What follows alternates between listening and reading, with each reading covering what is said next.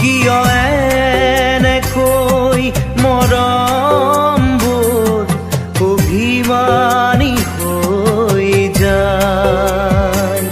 কিয় এনেকৈ আপোনজন অচিনাকি হৈ যায়?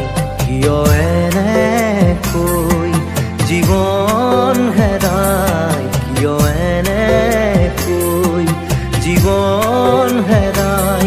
সময়ৰ প্ৰতিটো খোজত কিয় এনেকৈ মৰমবোৰ অভিমানী হৈ যায়?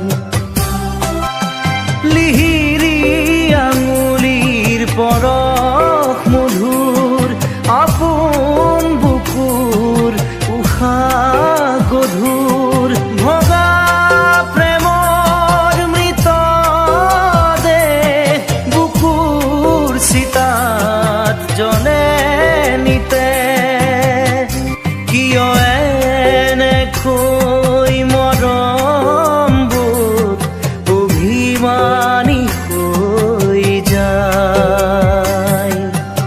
পথে পথে ঘটনা ছবি দুহাতে দুমুঠি অতীত মাধুৰী অবাক দুখৰো কান্দোন শুনো বুকু ঢাকি সাৱতি